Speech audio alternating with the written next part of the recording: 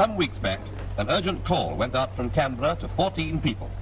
These people included representatives of the trade unions and important executives of big department stores. Still others were to represent the clothing manufacturers. Frock designers and special advisors were called upon by the government to create the most important styles of their careers. And most important, the women who were to represent the people of Australia on the council to be formed. Those women were Gladys Moncrief, Mrs Alice Jackson, editress of the Australian Women's Weekly, Mrs Forde, wife of the Deputy Prime Minister of Australia. So the National Council for Clothes Styling was formed, with Mr Desmond, Minister for War Organisation of Industry, as its chairman. Mr Desmond explained to the Council that Australia has to conserve every inch of clothing material and cannot expect heavy supplies from overseas. Some members of the Council know this only too well. There are more urgent jobs for our ships than carrying clothing materials. In any case, England herself is restricting the manufacture of all rayons and cottons. But Australia can still turn out plenty of woolen fabrics? Yes, but here's where they're nearly all going. Furthermore, these skillful hands were needed for a far more important job, this job of war. That's something else these new styles must do. Release scores of thousands for urgent victory production. Fashions for Victory, the new Victory line. Fashion editors saw them at advance previews, agreed new Victory lines a big improvement, as trimmings can no longer be used to hide poor cut. Let's take a look at a big retail store and see how these new fashions will affect you. Suit department first. Pat, turn round to the camera, please.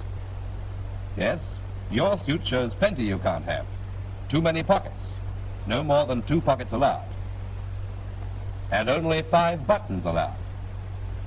Other restrictions are no belts, no buttons on sleeves, and no pocket flaps. Here's the type of suit that conforms with Victory styling. 5 buttons or less. 2 pockets without flaps. No buttons on cuffs. Now for the frock department. The most important change you'll notice will be the absence of trimmings. Won't you try it on, please? They won't be making any more like that. No more lavish embroidery. There you are. A Victory style showing the maximum allowed. 6 inches square of embroidery. Notice that no belt width is to exceed 2 inches. Hems must not exceed 2 inches. Seams must not exceed 1 inch. Oh no, too much precious material used up in that shirring. Too much wasted time for skillful hands that should be working for victory. No more like that, because all that tucking, shirring and pleating is just for decoration. Of course, the Council allowed a certain amount of shirring where necessary for shaping. This is a Victory fashion showing permissible shirring. Look at that pleating. There's enough there to make 2 skirts. Limits have been placed upon the sweep of skirts according to size. This skirt shows sweep allowed in Victory fashions. Plenty there. These are all Victory fashions. Designs are unlimited, but designers must not waste material or the time of skillful hands.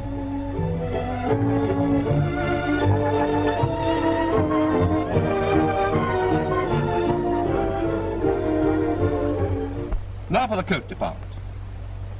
We'll model it for you, Pat. No more coats like this. Only single-breasted from now on, and no belts. 4 buttons, that's okay. You may have up to 5. No buttons on sleeves. No tabs or turn-back cuffs to waste material. This is a Victory fashion. See, there's the new Victory line again. The straight line and the box coat. 2 pockets, okay. Welted seams, okay. Still plenty of swing. Movies showing you all the other Victory styles will appear in this theatre week by week. Keep this in mind. Buy no more than you must buy. Save your ration coupons.